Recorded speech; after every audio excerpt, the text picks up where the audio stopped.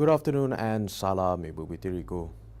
The main suspect in the mass shootings at two New Zealand mosques was charged with one count of murder a day after an attack that killed 49 people and wounded dozens, prompting that the Prime Minister of New Zealand to vow reform of the country's gun laws.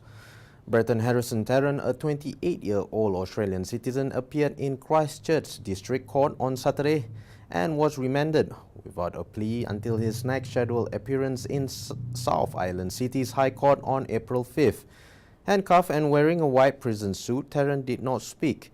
His court-appointed lawyer made no application for bail or name of suppression. The attack, while Prime Minister Jacinda Ardern labelled a terrorism, was the worst ever peacetime mass killing in New Zealand, and the country raised its security threat level to the highest.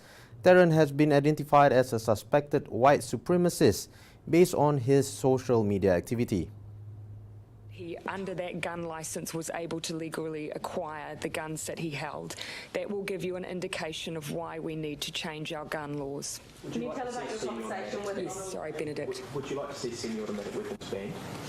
That's certainly one of the issues that I'm looking at with immediate effect.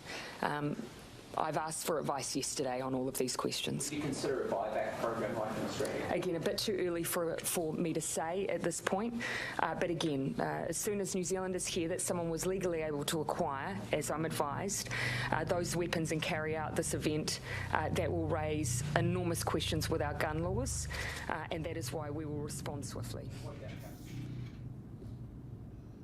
Footage of the attack on one of the mosques was broadcast live on Facebook, and a manifesto denouncing immigrants as invaders was also posted online via links to related social media accounts. President Donald Trump played down any threat posed by racist white nationalism on Friday after the gunman accused of the New Zealand Mosque massacre called the president a symbol of renewed white identity. So the shooter in the New Zealand attacks cited the president in his manifesto. I'm just wondering if the White House has any reaction. Yeah, it's outrageous to even make that connection between this deranged individual that committed this evil crime to the president, who has repeatedly condemned bigotry, racism, and has made it very clear that this is a terrorist attack. And we are there to support and stand with the people of New Zealand. Trump was asked about white nationalism and the shooting's death of 49 people at mosques in Christchurch after he formally vetoed Congress resolution to block his declaration of a national emergency at the Mexico border. His veto, aimed at freeing money to build more miles of a border wall against illegal immigration, is expected to survive any congressional effort to overturn it. The White House immediately denounced the connection, but the mention from the suspect, who embraced Nazi imagery and voiced support for fascism, nonetheless cast an uncomfortable light on the way that the president has been embraced by some on the far right. We mourn the loss of these 49 innocent people who were standing in sincere worship of God in two mosques, and we offer sincere condolences to their families and their loved ones. And we condemn this horrific attack as a terrorist attack, motivated and carried out by white supremacists.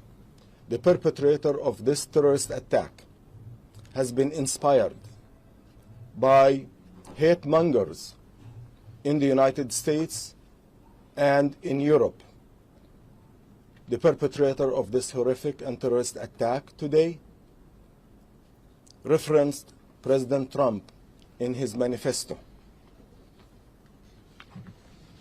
In this manifesto, today the terrorist has quoted the most powerful person in the world, President Trump. And I would like to address Mr. Trump. Mr. Trump, your words matter. Your policies matter. They impact the lives of innocent people at home and globally. And you should condemn this, not only as a hate crime, but as a white supremacist terrorist attack. And you need to assure all of us, Muslims, blacks, Jews, immigrants, that we are protected and you will not tolerate any physical violence against us because we are immigrants or we are minority.